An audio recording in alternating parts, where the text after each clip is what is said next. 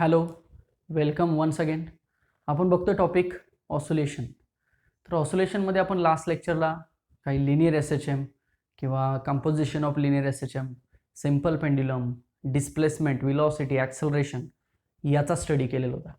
आज आपण त्याच्या पुढचा पॉईंट किंवा त्याच्याशी रिलेटेड असलेला पुढचा पॉईंट बघूया. सो पॉईंट आहे रेफरन्स सर्कल मेथड. मी एक डायग्राम ड्रॉ करून ठेवलेली आहे रेफरन्स सर्कल मेथड या पॉईंटची. पण त्याच्या आधी एक आपण समजून घेऊया की हा पॉईंट नक्की काय आहे किंवा याच्यामधून आपल्याला काय शिकायला मिळणार आहे. तर आपण युनिफॉर्म सर्क्युलर मोशनचा अभ्यास केलेला आहे रोटेशनल डायनॅमिक्समध्ये. युनिफॉर्म सर्क्युलर मोशन म्हणजे काय की एक सर्क्युलर मोशन होती आणि त्यामध्ये त्या पार्टिकलचं किंवा त्या ऑब्जेक्टचं जे स्पीड होतं ते कॉन्स्टंट होतं. Magnitude of velocities remains constant. ते आपण युनिफॉर्म सर्क्युलर मोशन बघितलेलं होतं. तर आता या पॉईंटमध्ये आपल्याला युनिफॉर्म सर्क्युलर मोशन आणि लिनियर एस एच एम या दोघांमध्ये काय रिलेशन आहे ते समजणार आहे. ओके, म्हणजे थोडक्यात एक इनडायरेक्टली सांगायचं झालं तर UCM आणि एस एच एम ह्या दोन्ही ॲनालॉगस मोशन्स आहेत असं आपण म्हणू शकतो. का तर ते आपण इथं थेरॉटिकल किंवा हे प्रॅक्टिकल मॅथमॅटिकल सुद्धा आपण प्रूव्ह करू शकतो की UCM is nothing but the S H M और UCM is analogous to the S H M. मग जर ॲनॉलॉजी आपल्याला जर प्रूव्ह करायची असेल तर साहजिकच मॅथमॅटिकल इक्वेशन जी आहेत मग ती UCMची असतील आणि एस एच एमची असतील ती कशी आली पाहिजेत, दोन्ही सेम आली पाहिजेत. मग आता आपल्याकडे एस एच एमची इक्वेशन्स आहेत म्हणजे डिस्प्लेसमेंटचं इक्वेशन आहे, व्हेलॉसिटीचं इक्वेशन आहे, ॲक्सलरेशनचं इक्वेशन आहे. तर ही इक्वेशन्स ॲनालॉगस जर UCMमध्ये आली किंवा ह्या मेथडवरून UCMमध्ये ही इक्वेशन्स आली तर आपण म्हणू शकतो की yes both are the analogous. Okay, यालाच दुसऱ्या भाषेत असं म्हटलं जातं की projection of UCM as a SHM किंवा projection of UCM is nothing but SHM. Okay, मग आता प्रोजेक्शन म्हणजे काय तर त्यासाठी ही रेफरन्स सर्कल मेथडची डायग्राम आपल्याला कन्सिडर करावी लागेल. डायग्राम काय बघा, एक रेफरन्स सर्कल आहे. ॲक्च्युली ही सर्कलची मोशन किंवा हा जो सर्कल दिसतोय हा कसा तयार झालेला आहे तर एक रॉड घेतलेला आहे. हा रॉड आहे सपोज. ओके, तर हा जर रॉड आपण असा रोटेट केला सर्क्युलर शेपमध्ये तर रॉडचा जो टिप आहे म्हणजे रॉडचं जे टोक आहे ते कुठली मोशन कंप्लीट करेल तर सर्क्युलर मोशन कंप्लीट करेल. मग आपण सेम स्पीडनं फिरूया मग ती युनिफॉर्म सर्क्युलर मोशन झाली. मग आता मला सांगा जर रॉडचा टिप इथं असेल, suppose this is the tip of the rod. Okay, जर आपण या बाजूनं जर प्रोजेक्शन कन्सिडर केलं किंवा या बाजूनं बघितलं तर आपल्याला या रॉडच्या टिपचं प्रोजेक्शन इथं आलेलं बघायला मिळेल बघा, म्हणजे ह्या वाय ॲक्सिसवरती. सिंपल, ही झाली पहिली कंडिशन. रॉड रोटेट व्हायला लागलेला आहे विथ अँगल थिटा किंवा विथ अँग्युलर डिस्प्लेसमेंट थिटा. पुन्हा समजा जर रॉड इथं आला तर आपल्याला हा पॉईंट इथंच दिसेल ना ऑब्विसली. पुन्हा समजा रॉड जर इथं आला तर पुन्हा हा पॉईंट आपल्याला इथं दिसेल. पुन्हा समजा रॉड इथं आला, बघा मी एक ड्रॉ करून बघतो. समजा रॉड इथं आलेला आहे आता असा रोटेट होऊन, तर रॉड इथं आला तर रॉडचं इकडून आपण प्रोजेक्शन जर घेतलं तर हा पॉईंट आपल्याला इथं बघायला मिळेल, सॉरी इथं वाय वरती. सिमिलरली रॉड आता इथं आलेला आहे, इथं आला तर कुठं दिसेल बघायला, इथं दिसेल ना, म्हणजे ॲक्च्युली इकडून इथं दिसेल. पुन्हा रॉड इथं आला तर तो पॉईंट इथं दिसेल बघा. पुन्हा रॉड इथं आला असा तर तो पॉईंट इथं दिसेल. पुन्हा रॉड उभा झाला तर पॉईंट इथं दिसेल. पुन्हा रॉड इथं आला तर तो पॉईंट इथं दिसेल आणि पुन्हा रॉड इथं आला तर पॉईंट तो इथं दिसेल. याचा अर्थ काय होतोय बघा, तुमच्या एक लक्षात येते का बघा. रॉड आपलं काम करतोय, रॉड काय होतं रोटेट होतोय, गोल फिरतोय सर्क्युलर मोशनमध्ये. पण जर त्या रॉडच्या टिपचं प्रोजेक्शन जर बघितलं आपण तर ते प्रोजेक्शन कसं चेंज होतंय बघा. वरती जाते, पुन्हा इथे येते, पुन्हा खाली जाते, पुन्हा इथे येते. सिंपल लक्षात येते का बघा. म्हणजे रॉडच्या टिपचं प्रोजेक्शन जे आहे ते सुरुवातीला 0 होतं म्हणजे रॉड असं असताना इथं होतं. आता रॉड रोटेट व्हायला लागला, इथे वरती गेलाय पॉईंट, पुन्हा वरून खाली आलाय, रॉड रोटेट होते, पुन्हा खाली गेला आणि पुन्हा आहे त्या ठिकाणी आला. म्हणजे जर आपण ही मोशन कन्सिडर केली तर ही अप अँड डाऊन मोशन होते बघा, टू अँड फ्रो मोशन होते का. So this is the SHM, simple harmonic motion. म्हणजे ही कशामुळे तयार झाली तर युनिफॉर्म सर्क्युलर मोशनमुळे तयार झाली. म्हणजे सध्या तरी आपण थेरॉटिकल सांगू शकतो की uniform circular motion is analogous to the SHM किंवा projection of uniform circular motion as an SHM. Theoretical आपल्याला या डायग्रामवरनं सांगतात येतं. आता हेच आपण मॅथमॅटिकल बघूया की whether it is accurately or whether it is mathematically correct or not. That is projection of UCM as A SHM. Okay, so आता ही डायग्राम तर लक्षात आली असेल. बाकी बघा, हा थिटा आहे अँग्युलर डिस्प्लेसमेंट, आणि जो काही पॉईंट तयार होते त्याला शॅडो म्हटलेला आहे किंवा प्रोजेक्शन म्हटलेलं आहे, बरोबर, कारण हा आपल्याला पॉईंट महत्त्वाचा आहे. तो पॉईंट असाच व्हॅरी होणार आहे बघा, बरोबर. म्हणजे आपल्याला माहिती आहे की 4 पार्ट असतात एका मोशनला. ओके, रॉडला 4 पार्ट म्हणजे कुठला, रॉड इथून इथपर्यंत येईल, पहिला पार्ट 90 डिग्री, इथून इथपर्यंत येईल 180 डिग्री, इथून इथपर्यंत येईल 270 डिग्री, आणि पुन्हा इकडे कंप्लीट झाला की 360 डिग्री. म्हणजे किती पार्ट झाले, 4 पार्ट झाले. सो 4 पार्टमध्ये SHM सुद्धा बघा, रॉड इथून इथपर्यंत येत असताना वरती जाणार आहे प्रोजेक्शन, पुन्हा रॉड इकडून येताना प्रोजेक्शन खाली येणार आहे, पुन्हा रॉड इथून इथपर्यंत येताना पुन्हा प्रोजेक्शन खाली येणार आहे, आणि पुन्हा रॉड इथून इकडे जाताना पुन्हा प्रोजेक्शन वरती जाणार आहे. म्हणजे SHM मध्ये सुद्धा हा पॉईंट 1 2 3 4 4 पाथ कंप्लीट करतोय ना. सो ही झाली मीन पोझिशन, ही झाली extreme position, as well as he झाली एक्स्ट्रीम पोझिशन. झाले का 4 पार्ट, 1 मोशन किंवा एक सायकल कंप्लीट झाली ना. सो SHM सुद्धा काय काम करते तर 4 पार्ट कंप्लीट करते विथ रिस्पेक्ट टू अँगल. एक पार्ट 90 डिग्रीचा असतो ना बघा, रॉड इथून इथपर्यंत गेला 90 डिग्री म्हणजे एक पार्ट कंप्लीट झाला, पुन्हा रॉड इकडे आला 180 दुसरा पार्ट कंप्लीट झाला, पुन्हा 270 तिसरा पार्ट कंप्लीट झाला, पुन्हा 360 चौथा पार्ट कंप्लीट झाला.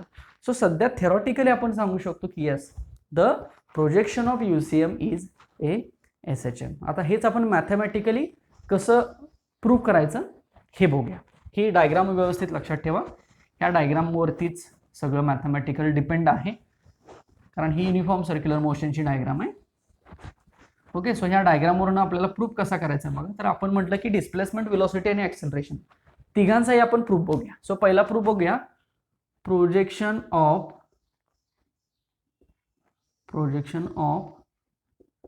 डिस्प्लेसमेंट बघू. काय म्हटलं मी, प्रोजेक्शन ऑफ डिस्प्लेसमेंट बघू. म्हणजे आपल्याला आता ही डायग्राम तर ड्रॉ करावीच लागेल आणि डिस्प्लेसमेंटचं एक्सप्रेशन फाइंड करावं लागेल. ओके, मग आता डायग्राम कशी होती, सर्कल होता, वाय ॲक्सिस एक्स ॲक्सिस रेफरन्सला घेतले होते, हा 0 O असेल सर्कलचा पॉईंट, सेंटर म्हणूया, हा एक्स ॲक्सिस आहे म्हणूया, हा वाय ॲक्सिस आहे म्हणूया. ओके, आता बघूया की आपल्याला इनिशियल फेज हा रॉड तर इथं असणार आहे. ओके, इनिशियल फेज 0 असेल. समजा रॉड इथनं सुरुवात करूया, इनिशियल फेज इथं घेऊया आपण, पॉईंट P0 ला घेऊया.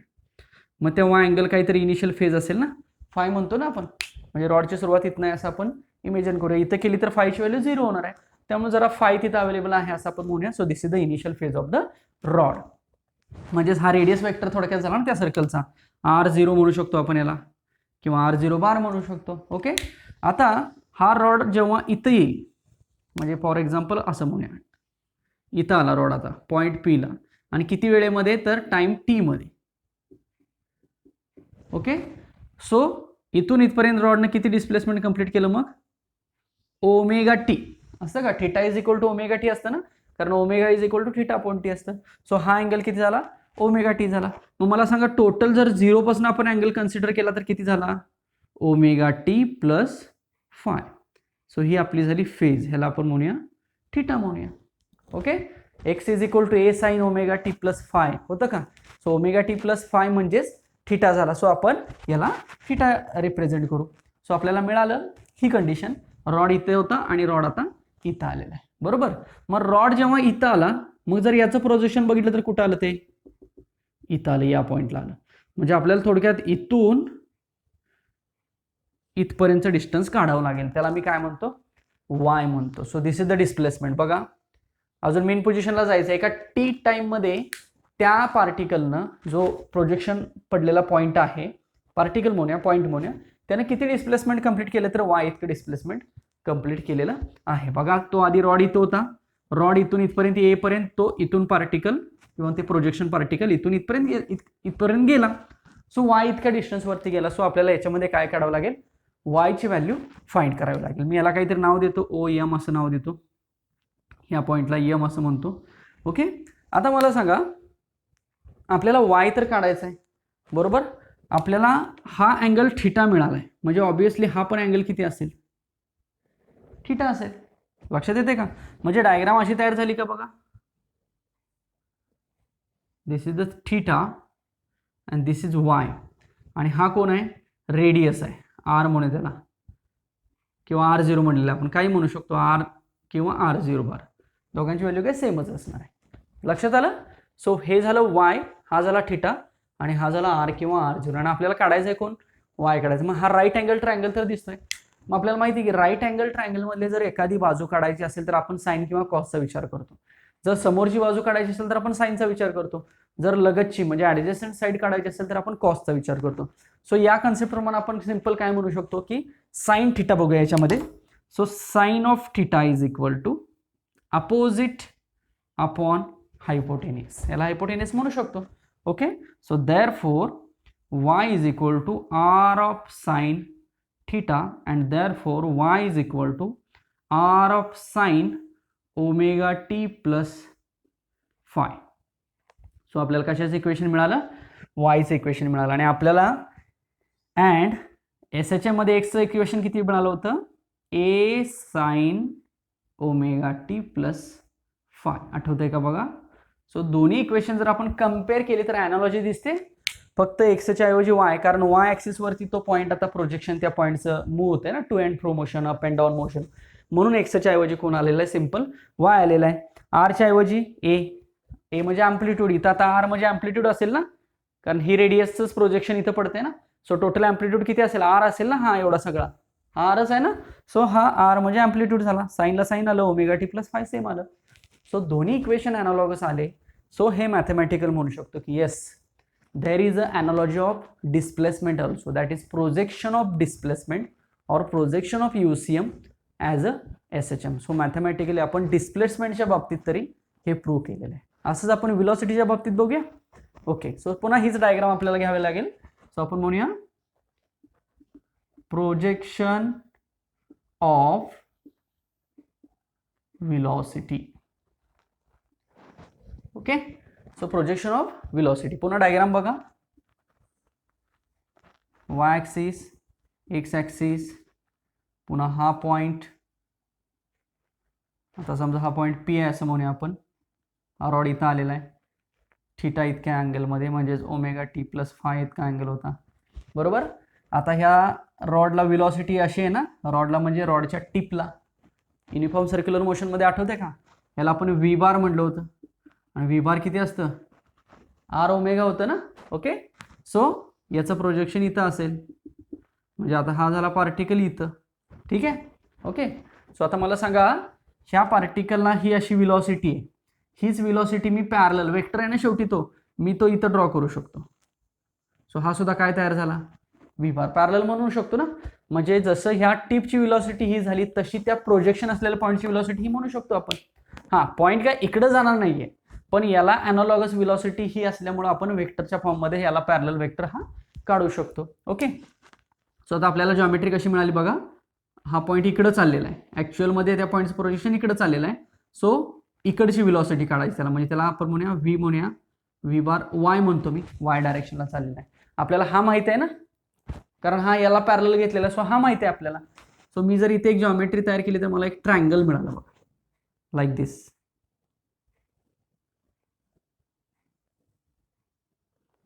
सो हा ट्रायंगल मिळाला मला, असं म्हणतो मी.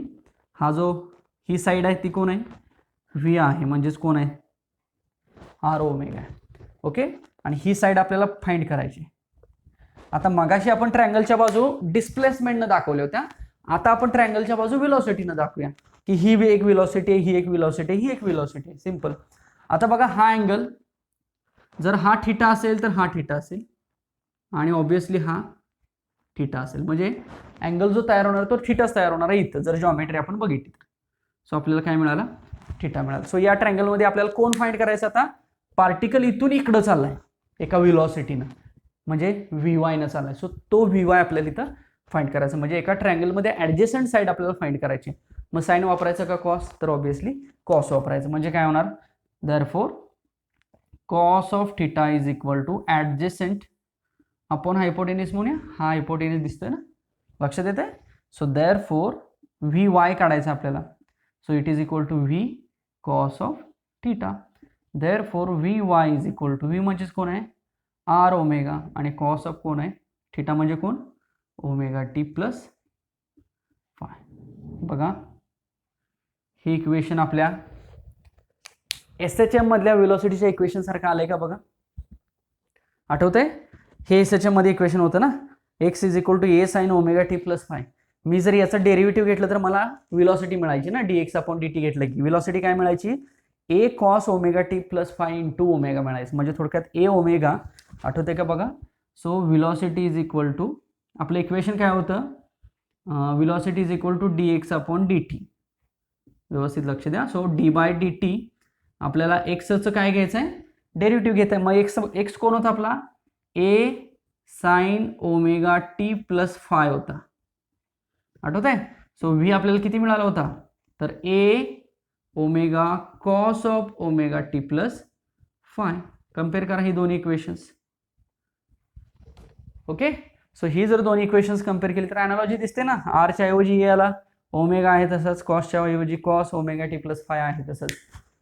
सो व्हेलॉसिटीची पण अॅनालॉजी जर बघितली तर UCMची आणि SHMची कशी दिसते, सेम दिसते. सो आपण म्हणू शकतो की projection of velocity, that is projection of UCM is nothing but SHM. So व्हेलॉसिटीवरनं सुद्धा हे आपल्याला प्रूव्ह झालेलं आहे. आता बघूया आपण प्रोजेक्शन ऑफ ॲक्सेलरेशन बघू. प्रोजेक्शन ऑफ ॲक्सेलरेशन सेम अशा टाईपमध्येच डायग्राम तीच असणार आहे, फक्त आपण इथं जे वेक्टर आहेत त्यांना डिस्प्लेसमेंट म्हणलं, इथं जे वेक्टर आहेत त्यांना आपण व्हेलॉसिटी म्हणलं. आता इथं जे वेक्टर होतील त्यांना ॲक्सेलरेशन म्हणायचं. सो डायग्राम तशीच काढावी लागेल. Circle, Y axis, x axis, particle इथं आहे समजा पीला, त्याचं प्रोजेक्शन समजा इथं आहे.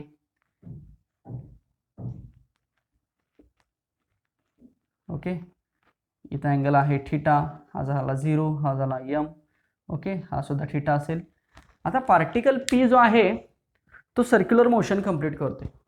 मग आपण काय म्हणतो की कुठल्याही पार्टिकल जर सर्क्युलर मोशन कंप्लीट करत असेल तर त्याच्यावरती नेसेसरी सेंट्रिपिटल फोर्स असतो किंवा नेसेसरी सेंट्रिपिटल ॲक्सेलरेशन असतं आणि ते टुवर्ड्स द सेंटर असतं. म्हणजे इथं आहे बघा, म्हणजे आता हा जो वेक्टर तयार झालेला आहे तो रेडियस वेक्टर आहे ना, पण आपण या केसमध्ये म्हणूया की तो ॲक्सेलरेशन आहे आणि तो कसा आहे, निगेटिव्ह आहे. का तर that is toward the centre आहे. मग आपण याला काहीतरी नाव देऊया, आपण याला म्हणूया ॲक्सेलरेशन ए म्हणूया. तर ॲक्सेलरेशन ए किती असतं, तर आर ओमेगा स्क्वेअर असतं. So minus R omega square लिहितो मी. मायनस साईन कशासाठी, तर ते निगेटिव्हली ॲक्ट होतं ना, किंवा टुवर्ड द सेंटर आहे म्हणून ते, म्हणजे इथं जो रेडियस वेक्टर होता तो तिथे ॲक्सेलरेशन तयार झालेला आहे आणि त्याची व्हॅल्यू मी किती लिहिली, तर मायनस आर ओमेगा स्क्वेअर इतकी लिहिली. आपल्याला काय करायचं, हा पार्टिकल इकडं चाललेला आहे. सो किती ॲक्सेलरेशन चाललेलं आहे, मग त्याला मी म्हणतो AY. मग अशी जसं आपण कसं इथं VY म्हटलं ना, तसं त्याला AY म्हणूया. सो आपल्याला एक ट्रायंगल मिळाला बघा, हा इथं थिटा मिळतोय, हा आपल्याला AY मिळाला आणि हा जो हायपोटेनियस आहे तो आपल्याला A मिळाला, म्हणजेच मायनस आर ओमेगा स्क्वेअर मिळाला. चालेल, आठवते का बघा हे ॲक्सेलरेशनचं इक्वेशन सुद्धा. सो पुन्हा जर आपण याच्यामध्ये साइन वापरलं, का तर आपल्याला अपोजिट साईड काढायची ना, AY काढायचं आहे. सो साइन ऑफ थिटा वापरूया. So sine of theta is equal to AY bar upon हा A म्हणजेच कोण, minus R omega square. So AY is equal to किती मिळेल, therefore AY is equal to minus R omega square sine of omega T plus phi. मी थिटाच्या ऐवजी value put करतो. So झालं, हे इक्वेशन आपल्याला मिळालं ॲक्सेलरेशनचं. असं हेच SHM मध्ये बघा, चेक करा इक्वेशन कसं होतं, सेम असंच इक्वेशन होतं का बघा. AY is equal to minus R omega square sine omega T plus phi. किंवा जर ह्या इक्वेशनचं आपण डेरिव्हेटिव्ह घेतलं तर ॲक्सेलरेशन मिळणार ना, व्हेलॉसिटीचं derivative. So dv upon dt घेतलं तर बघा काय मिळणार, ए ओमेगा, कॉसचं डेरिव्हेटिव्ह मायनस साइन होणार, अँगल तोच राहणार, फक्त ओमेगा एक्स्ट्रा येणार म्हणजे ओमेगा स्क्वेअर होणार आणि याच्या ऐवजी आर. सो आपण जर SHM मधलं ॲक्सेलरेशन बघितलं याचं जर डेरिव्हेटिव्ह घेऊन तर ते मिळणार आपल्याला minus A omega square sine of omega T plus phi. So compare this to equations. दोन्ही अॅनालॉगस दिसतात. सो दोन्ही इक्वेशन्स अॅनालॉगस दिसत असल्यामुळे आपण म्हणू शकतो की yes, UCM is or the projection of UCM is simply called as SHM. लक्षात आलं का बघा, बुकमध्ये हा थोडा कॉम्प्लिकेटेड वाटेल पॉईंट, पण जर कन्सेप्च्युअल असा लक्षात ठेवला, ह्या ट्रिकनं जर लक्षात ठेवला, ॲक्च्युली आता हे बुकमध्ये दिलेलं नाही आहे ट्रायंगल ते साइन कॉस, पण आपण तसं रेफरन्स घेऊ शकतो, फाइंड करू शकतो, म्हणजे आपल्याला इक्वेशन्स ॲनालॉगस मिळतात. आपल्याला काय करायचं तरी इक्वेशन्स ॲनालॉगस आणायचे. सो इक्वेशन्स ॲनालॉगस आणले की आपण सांगू शकतो की the projection of UCM is SHM. आधी आपण थेरॉटिकल पण बघितलं, रॉड फिरतोय तसा तो प्रोजेक्शनचा पॉईंट खालीवर फिरतोय, इथंच प्रूफ झालं ना थेरॉटिकल. पण मॅथमॅटिकल सुद्धा जर आपल्याला प्रूफ करायचं असेल तर त्यासाठी आपण हा प्रूफ वापरू शकतो. लक्षात आलं का बघा व्यवस्थित. So this is nothing but the projection of UCM म्हणजेच युनिफॉर्म सर्क्युलर मोशनचं प्रोजेक्शन हेच काय असतं तर SHM म्हणजे सिंपल हार्मोनिक मोशन असते. आणि दोघांचं रिलेशन मग हे थेरॉटिकल असेल किंवा मॅथमॅटिकल असेल ते आपल्याला प्रूफ करता आलं इक्वेशनच्या मदतीने. बघा याच्यामध्ये डिस्प्लेसमेंट, व्हेलॉसिटी आणि ॲक्सेलरेशन ही सगळी इक्वेशन्स पुन्हा वापरली गेली, ही इक्वेशन्स पुन्हा यूज केली गेली. त्यामुळे ह्या इक्वेशनचा वापर इथं इम्पॉर्टंट आहे, महत्त्वाचं आहे. ते तिन्ही इक्वेशन डिस्प्लेसमेंट, व्हेलॉसिटी आणि ॲक्सेलरेशन. ओके, चला अजून एक पुढचा इंटरेस्टिंग पॉईंट बघूया. ग्राफिकल रिप्रेझेंटेशन बघूया. ग्राफिकल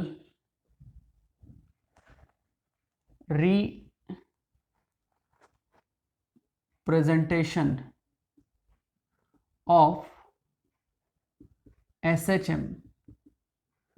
तर ग्राफिकल रिप्रेझेंटेशन म्हणजे काय, अगदी सिंपल आहे.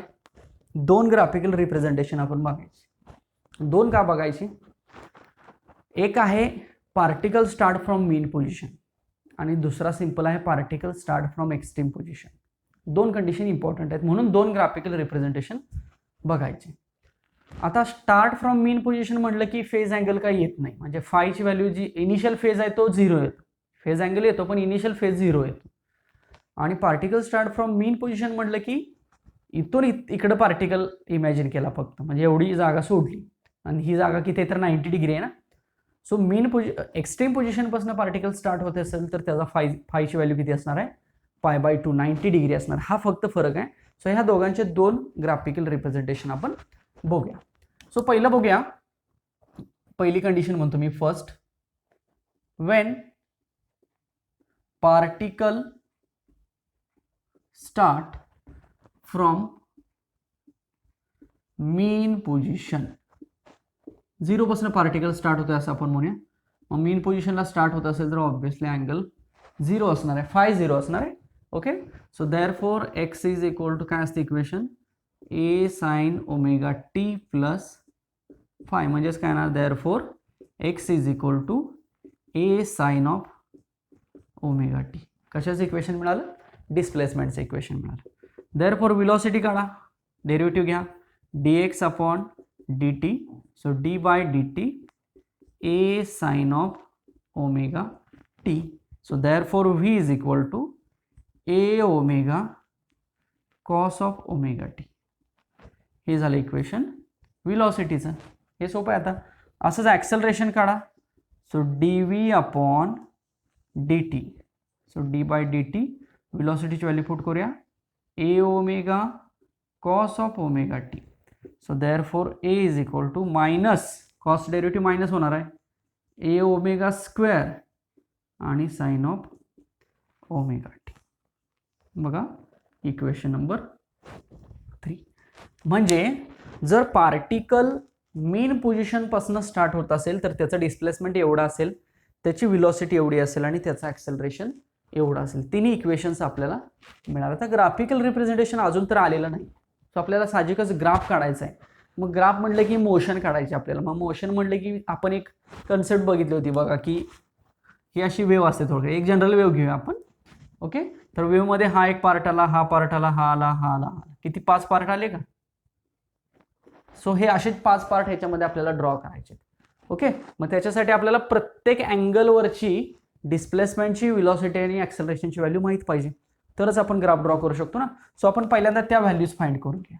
म्हणजे काय करायला लागेल बघा, पहिल्यांदा टाइम कन्सिडर करूया. ओके, आणि पुन्हा थीटा कन्सिडर करूया. थीटा म्हणजेच ओमेगा टी, का तर इथं आता फाय नाही आहे ना. Okay, so omega T consider करूया. तेव्हा डिस्प्लेसमेंट किती असेल, व्हेलॉसिटी किती असेल आणि ॲक्सेलरेशन किती असेल हे बघूया. बघा सोपा आहे, अगदी इंटरेस्टिंग पॉईंट आहे हा सुद्धा.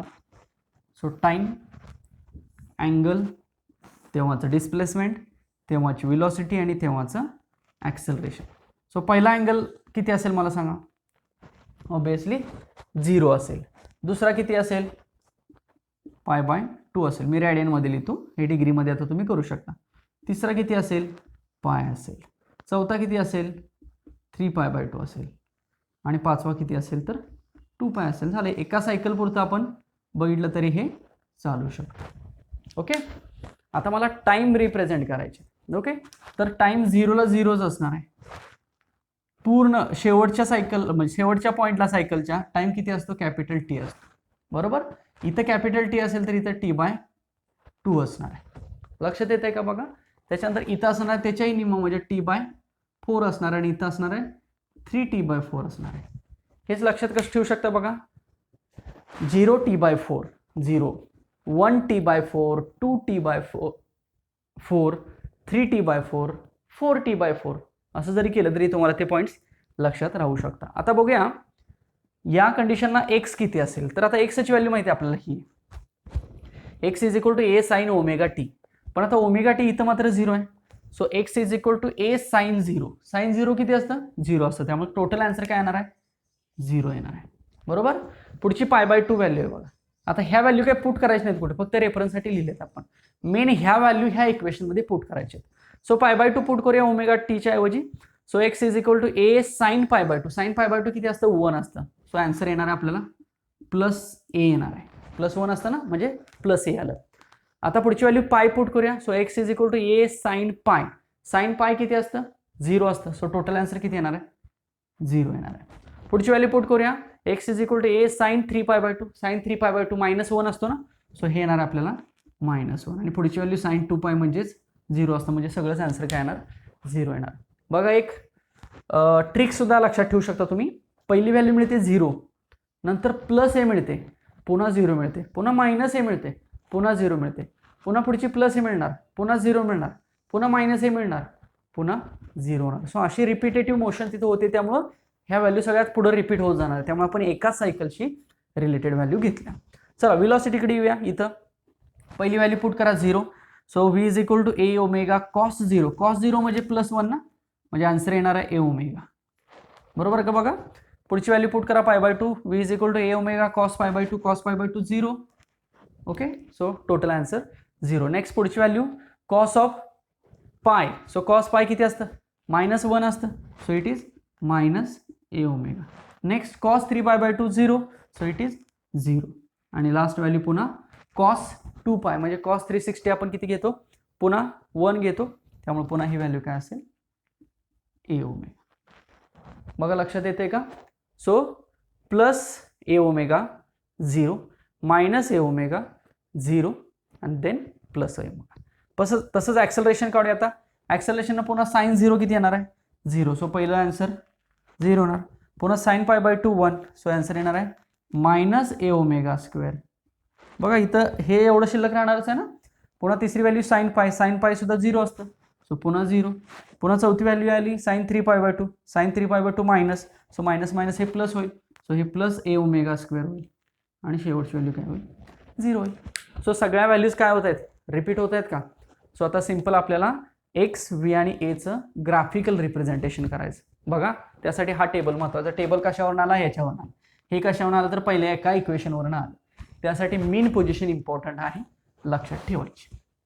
आता बघूया ग्राफ कसे येतात. बघा 3 पार्ट तुम्हाला याच्यामध्ये शिकायला लागतील. पहिल्यांदा इक्वेशन्स, नंतर हा टेबल आणि नंतर आता ग्राफ.